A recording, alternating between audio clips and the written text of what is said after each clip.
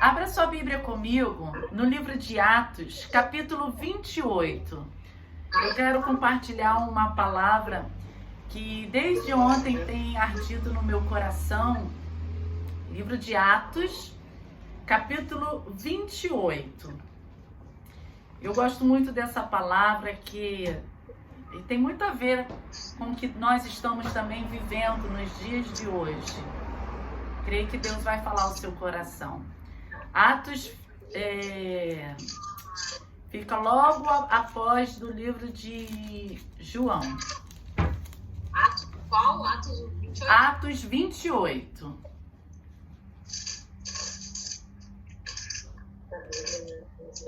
Atos capítulo 28 nos diz assim: Já salvos, soubemos então que a ilha se chamava Malta.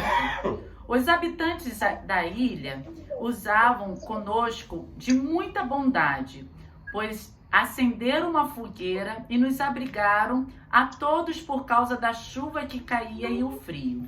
Enquanto Paulo juntava um feixe de graveto e os colocava sobre o fogo, uma serpente, fugindo do calor, prendeu-se em sua mão. Quando os habitantes da ilha viram a serpente pendurada na mão dele, disseram uns aos outros: Certamente este homem é um assassino, pois, embora salvo do mar, a justiça não deixa viver. Mas ele, sacudindo a serpente no fogo, não sofreu mal nenhum. Eles, porém, esperavam que Paulo viesse a inchar ou cair morto. E de repente, tendo esperado muito tempo, e vendo que nada de anormal lhe aconteceu, mudaram de opinião e começaram a dizer que ele era um Deus. Essa palavra aqui nos fala sobre um naufrágio que houve com Paulo. Paulo, ele estava preso, ele tinha sido preso em Jerusalém e tinha sido levado para Cesareia. E ali ficou durante 2 anos. Cesareia, ele era ali a capital romana marítima. E ali eles ficaram presos e ele teria que ser levado para Roma. E ele foi levado pelo navio. Esse navio tinha mais de 200 pessoas nessa embarcação. E quando Paulo entrou dentro da embarcação, Deus falou assim com ele, que ninguém iria se perder, que nada iria acontecer aquelas pessoas que estavam dentro da embarcação. E veio uma tempestade terrível que acabou com a embarcação. Os guardas pensaram assim: nós vamos, antes de nós naufragarmos, vamos matar eles, porque nós temos que levar eles para Roma, para ser julgado. Se eles fugirem ou acontecer alguma coisa, nós que vamos sofrer. E aí Paulo chega para eles e fala assim: vocês não se preocupem, porque ninguém vai fugir e ninguém vai morrer. E o que aconteceu? Houve um naufrágio. E eles foram ali, tinha uma ilha, a ilha de Malta. Foi aonde eles foram parar, nessa ilha de Malta. Quando chegou lá, os moradores dessa ilha pegaram eles, reuniram aqueles homens, fizeram uma grande fogueira. Paulo, como era um homem de Deus e ele tinha sido preso por pregar o evangelho, ele ia ser morto, ser condenado à morte por estar pregando o evangelho. E Paulo sabia disso, que ele seria morto por pregar o evangelho. O que Paulo ali começou a fazer? A reunir os gravetos para colocar no fogo. Tinha uma chuvinha e frio, imagina, depois de tudo que eles tinham passado, de repente veio uma serpente, e essa serpente era venenosa. Essa serpente foi e picou a mão de Paulo na hora que ele pegou os gravetos, estava junto com os gravetos, e quando se aproximou ali do fogo, ela imediatamente picou a mão de Paulo, a ponto de picar e ficar pendurada, grudada na mão dele. Paulo ali sacudiu aquela serpente E aqueles moradores daquela cidade, eles eram muito idólatras, eles serviam a muitos deuses. Eles pensaram assim: bem, esse homem aí deve ser um homem muito mau, deve ser um homem muito ruim, e tá vindo o juízo de Deus sobre a vida dele, porque primeiro ele sofreu um naufrágio, não morreu, mas agora ele vai morrer por essa serpente. Deus vai agora entrar com juízo sobre a vida dele e ele vai morrer. E nada aconteceu com Paulo. Aquele veneno ali não atingiu a sua vida. Ele sentiu a dor da picada, mas ele não foi atingido com o veneno, porque o Senhor guardou a vida dele.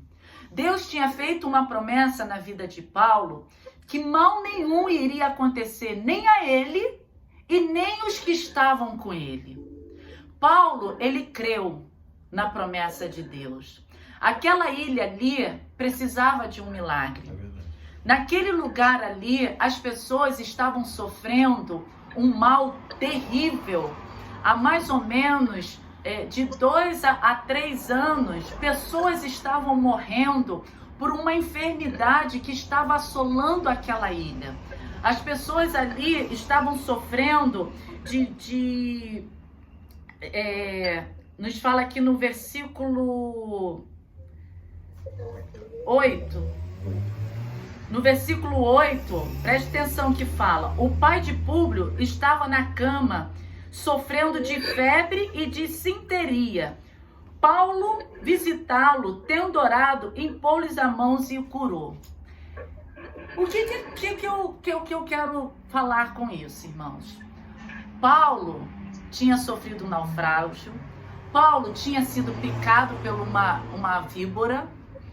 Paulo estava numa ilha que ele não conhecia ninguém. Aquelas pessoas ali abrigaram eles, levaram eles para as terras de Públio, porque ele era um homem rico que tinha uma terra muito grande. Então eles ali ficaram. Quando Paulo chegou ali, ele viu que o pai de Públio estava doente. O que ele fez? Ele colocou as mãos sobre aquele homem e orou, repreendendo aquela enfermidade. Amém. Em meio à luta, em meio à aflição, em meio às perdas, em meio à dor, porque Paulo sentiu a dor da picada, mesmo assim, Paulo não ficou parado. Paulo não ficou quieto. Paulo não guardou o que ele tinha, que falaram ali que ele era um Deus. Não, ele tinha um Deus. E ele ali, Deus habitava na vida de Paulo. Deus habita em nossas vidas em meio a esse caos que nós estamos vivendo.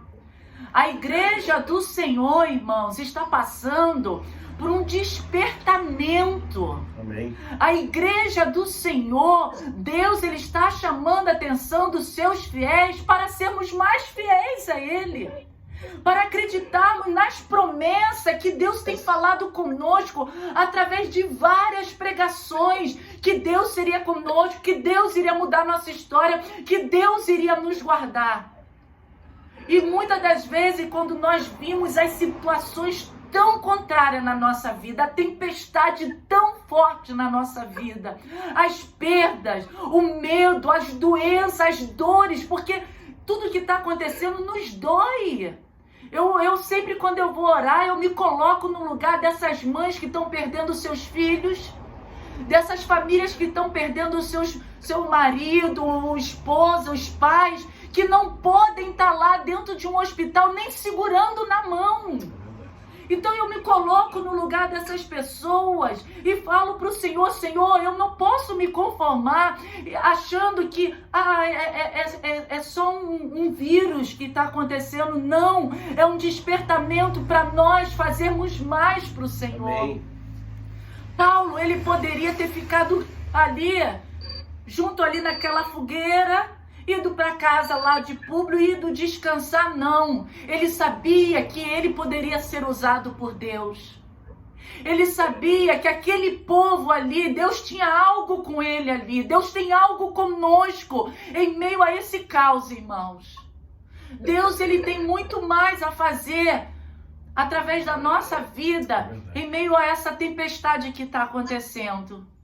Aquele povo daquela cidade de Malta, daquela ilha de Malta, muitas pessoas estavam morrendo. Eles foram contaminados com leite de cabra. Ali as pessoas estavam morrendo aos montões. Paulo começou a orar. A Bíblia nos fala que Paulo ali começou a orar. As pessoas vinham até ele. No versículo 10, ali fala, olha, versículo 9. Feito isso, os demais doentes da ilha também vieram e foram curados. É verdade. As pessoas talvez não vão chegar perto de nós porque nós não podemos nos aproximarmos. Mas nós temos uma arma tão poderosa, que é o nosso joelho. Se nós começarmos a orar, irmãos, a levantarmos nossas mãos juntos, unidos, num só propósito, em um só pensamento. E é isso que você pode ver, se você entra em qualquer rede da internet, você vê a quantidade de igreja que está orando. Isso nunca aconteceu, irmãos. Nunca, eu pelo menos, eu tenho 48 anos, eu nunca vi o povo de Deus, eu não estou falando da nossa religião não, da nossa denominação não, eu estou falando de religiões, né? De várias denominações, de várias crenças, um povo inteiro, um mundo inteiro, orando, pedindo a misericórdia de Deus. Precisou vir uma tempestade terrível, precisou vir uma doença terrível, para que as pessoas pudessem se unir em oração, para que as pessoas pudessem se respeitar mais, se amarem mais, sentirem falta uma da outra. Amém. Precisou vir o caos, irmãos, para despertar aqueles homens que estavam dentro daquele navio. Todos eles viram que existia um Deus que guardava a vida deles. Amém. Existe um Deus que está nos guardando. Se nós voltarmos a nos reunirmos na igreja, eu creio que isso vai ser breve. Irmãos, quando nós entrarmos dentro da igreja, nós vamos ter que... A nossa obrigação é de entrarmos de joelhos. Pela oportunidade de que Deus está nos dando de ter uma nova vida, uma nova oportunidade. A misericórdia de Deus nos alcançou, irmãos. Aleluia. A misericórdia de Deus tem nos alcançado todos os dias. Ontem eu fui orar com o João para nós dormirmos. Eu falei, Senhor, obrigada por eu sobreviver mais um dia. Porque, irmãos, a gente não sabe, a gente pode ir dentro de um mercado e ser contaminado. É verdade. A gente pode, nós não estamos livres, não é porque nós somos crentes, somos cristãos, que nós estamos livres de enfermidades. Não. Nós estamos livres da morte. Mas eu sempre tenho falado isso, nós temos uma vida eterna. Amém. Paulo, ele usou o que ele tinha, a fé dele. Paulo, ele não ligou para a tempestade, ele não ligou pelas perdas. Ali foi, nesse naufrágio, foi perdido um grande navio, e era um navio que as pessoas adoravam aquele navio, tinham aquele navio como um Deus. E sabe o que aconteceu? As pessoas acreditavam que aquele navio ali dava proteção a eles, que aquele navio ali jamais iria acontecer uma tragédia com aquele navio. E foi a primeira coisa que se perdeu. Sabe por quê? Porque as pessoas colocam, às vezes, sua confiança em coisas. Sua confiança no dinheiro, sua confiança no poder. É verdade.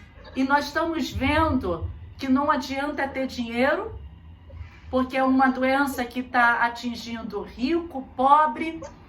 Não adianta nós termos, abastecer a nossa casa, que nem as pessoas fizeram, foram no mercado e compraram tudo que podiam. Devem estar com uma dívida imensa. Mas o que adianta? Não, o que adianta, meus irmãos? Nada. A nossa confiança tem que estar no Senhor. Claro que nós temos que nos guardar. Claro que nós temos que obedecer às autoridades. Se pode, pode. Se não pode, não pode, irmãos. Não vamos desobedecer às autoridades. Sabe o que fala lá em Romanos sobre as autoridades? E marque isso. A gente estava conversando com o irmão Max e ele até leu esse versículo que fala assim, ó, Romanos 13, todos devem se sujeitar às autoridades do governo, pois não há autoridade que não venha de Deus, e as que existem foram ordenadas por ele. Romanos 13, 1. Todos nós temos que obedecer sim às autoridades, mas saber que o nosso Deus é Ele que está nos guardando. Olha o que fala no versículo 2, deixa eu ler aqui. Por isso, quem recusar e se sujeitar às autoridades, opõe-se à ordem de Deus. E os que fazem isso trarão condenação sobre si mesmos. É muito sério, irmãos. É muito sério o que nós estamos vivendo. As pessoas não estão obedecendo às autoridades. Nem o presidente.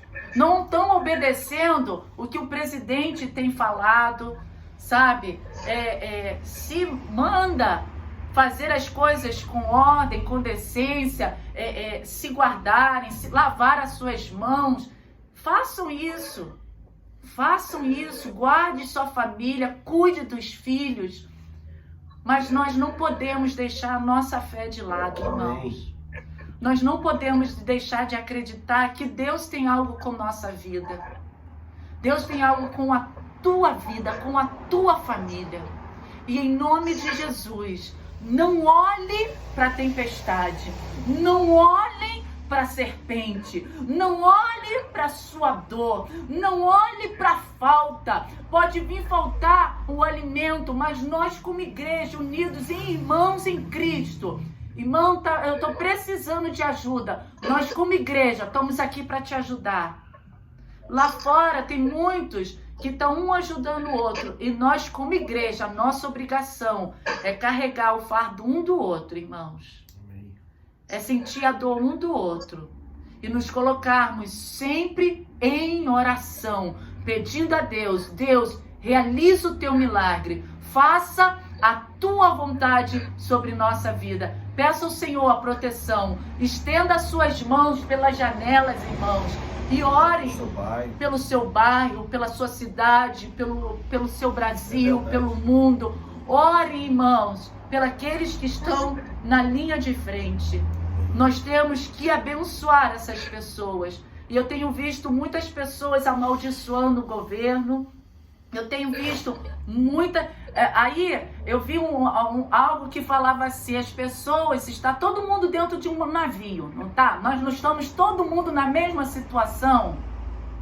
Então nós temos um piloto que está sendo o Bolsonaro. Se ele naufragar, irmão, se ele errar, nós todos vamos ser atingidos. Então nós temos que orar para que Deus dê sabedoria a ele. Para que Deus guarde a mente dele, para que ele tenha discernimento de Deus. Amém. Que ele tenha ali os frutos do Espírito para governar o nosso país. Amém. É isso que nós precisamos. É essa que tem que ser a nossa oração. E que o Senhor possa guardar a sua casa. Não tenha medo da tempestade, não tenha medo da víbora, não tenha medo da dor. Saiba que em tudo isso, a Bíblia fala lá em Romanos, que tudo coopera para o bem daqueles que amam a Deus, que são chamados segundo o seu propósito. Deus vai abençoar a tua vida. Essa tempestade vai passar e nós vamos estar mais unidos do que nunca, irmãos. Nesse momento, eu gostaria de fazer uma oração pela sua vida, pela sua família.